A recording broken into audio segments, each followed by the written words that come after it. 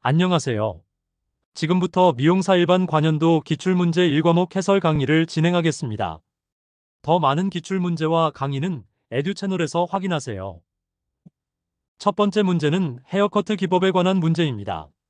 주로 짧은 헤어스타일의 헤어커트 시 두부 상부에 있는 두발은 길고 하부로 갈수록 짧게 커트해서 두발의 길이에 작은 단차가 생기게 한 커트 기법은 무엇인지 묻고 있습니다. 정답은 4번 그라데이션 커트입니다. 그라데이션 커트는 두부 상부의 모발은 길게, 하부로 갈수록 짧게 커트하여 작은 단차를 만드는 기법입니다.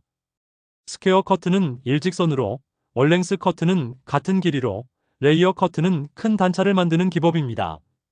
그라데이션은 점진적으로 길이가 변하는 부드러운 단차로 짧은 헤어스타일에서 자연스러운 볼륨감과 입체감을 표현하는데 효과적입니다.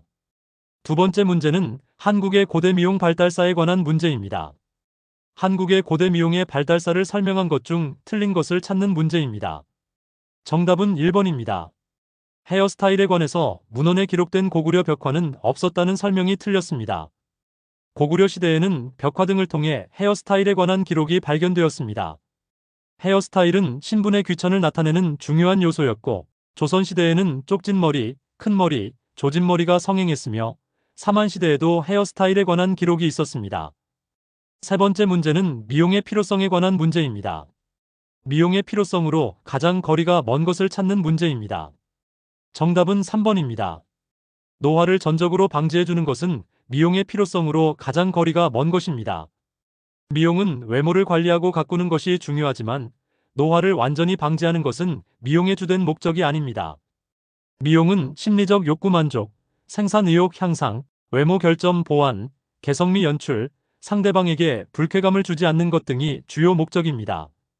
네 번째 문제는 프라이머 사용 방법에 관한 문제입니다. 프라이머의 사용 방법이 아닌 것을 찾는 문제입니다. 정답은 1번입니다. 프라이머는 한 번만 바른다는 설명이 틀렸습니다. 프라이머는 필요에 따라 여러 번 사용할 수 있습니다.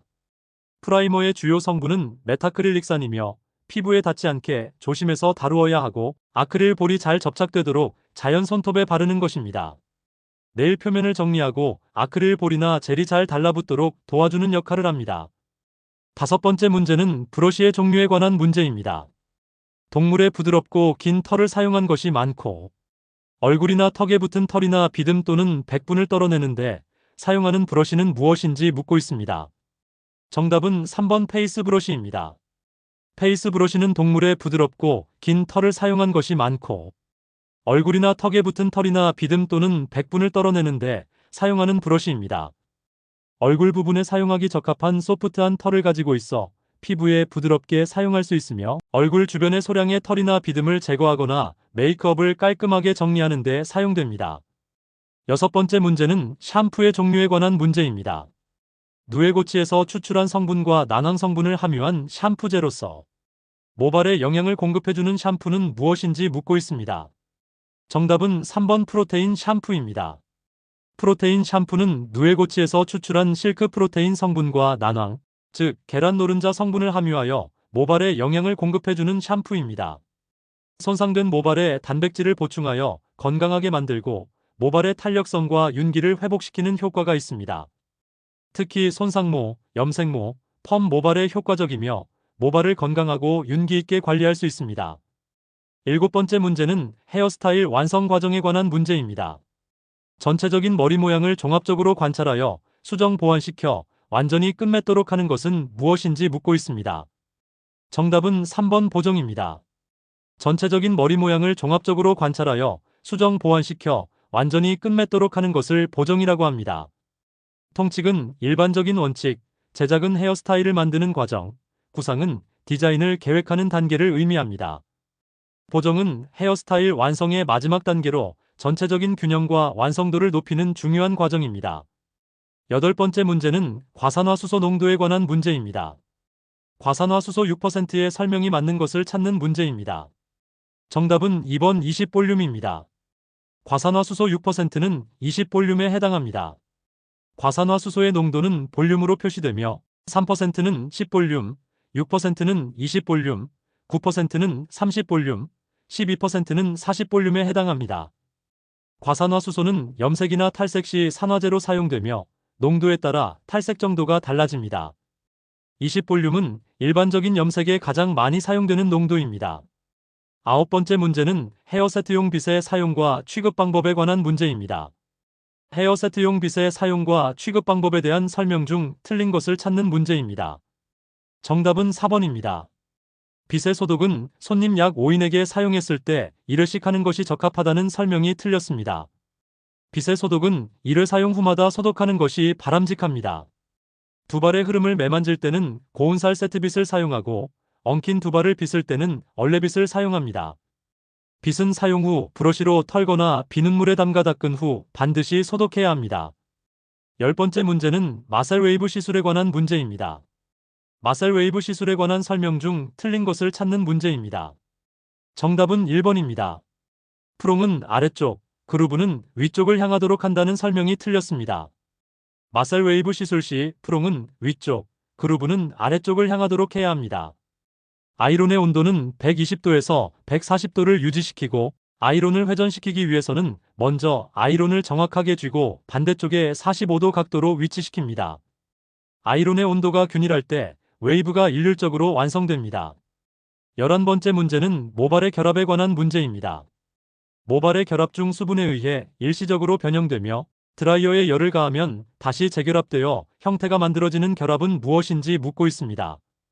정답은 3번 수소결합입니다. 모발의 결합 중 수분에 의해 일시적으로 변형되며 드라이어에 열을 가하면 다시 재결합되어 형태가 만들어지는 결합은 수소결합입니다. SS 결합은 퍼머넌트 웨이브에 관여하는 결합이고 펩타이드 결합은 아미노산을 연결하는 결합, 염 결합은 산성과 알칼리성 그룹 사이의 결합입니다. 수소 결합은 헤어 세팅의 기본 원리입니다.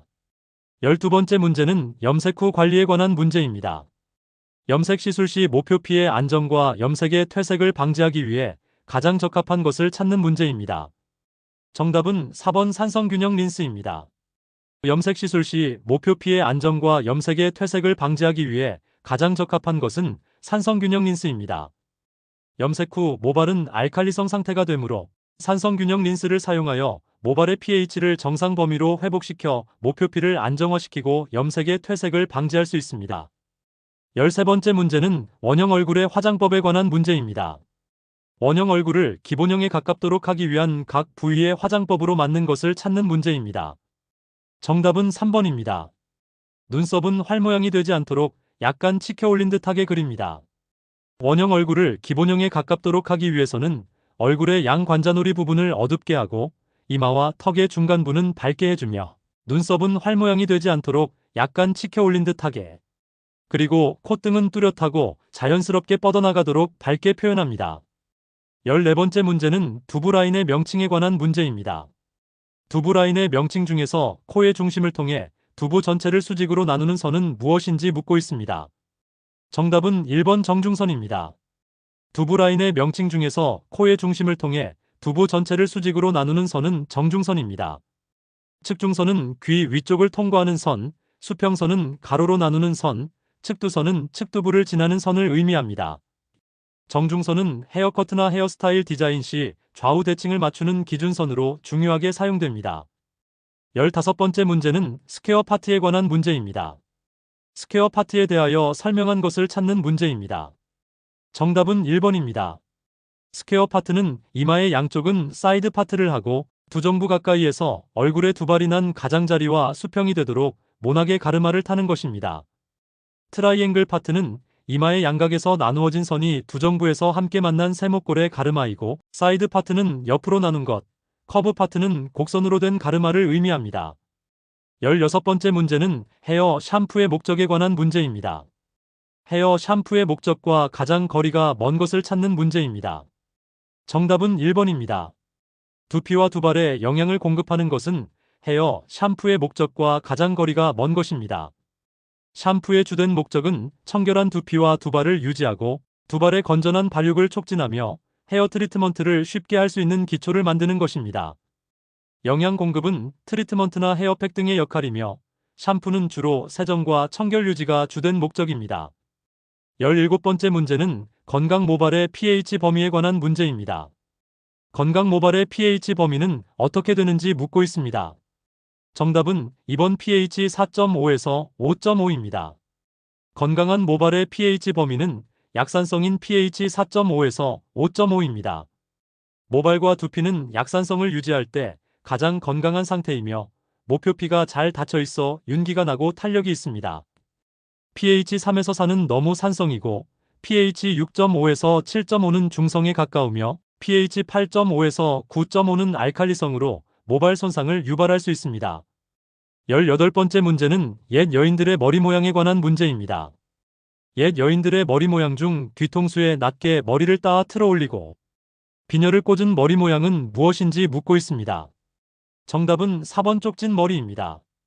옛 여인들의 머리 모양 중 뒤통수에 낮게 머리를 따아 틀어 올리고 비녀를 꽂은 머리 모양은 쪽진 머리입니다.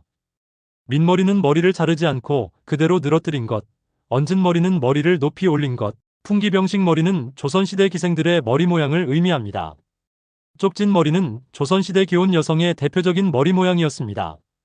19번째 문제는 모발의 구조와 성질에 관한 문제입니다.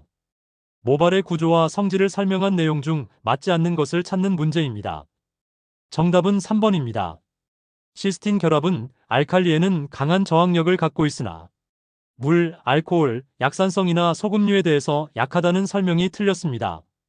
시스틴 결합은 알칼리에 약하고 물이나 알코올에는 강합니다. 두발은 모표피, 모피질, 모수질로 이루어져 있으며 주로 탄력성이 풍부한 단백질로 구성되어 있습니다.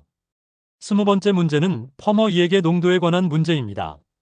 퍼머2액의 취소산 염료의 농도로 맞는 것을 찾는 문제입니다. 정답은 2번 3에서 5%입니다. 퍼머2액의 취소산 염료, 브롬산 나트륨 등의 농도는 3에서 5%가 적합합니다.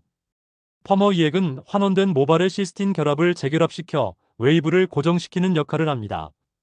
1에서 2%는 너무 약하고 6에서 7.5%나 8에서 9.5%는 너무 강해서 모발 손상을 유발할 수 있습니다. 적정 농도를 사용하는 것이 중요합니다.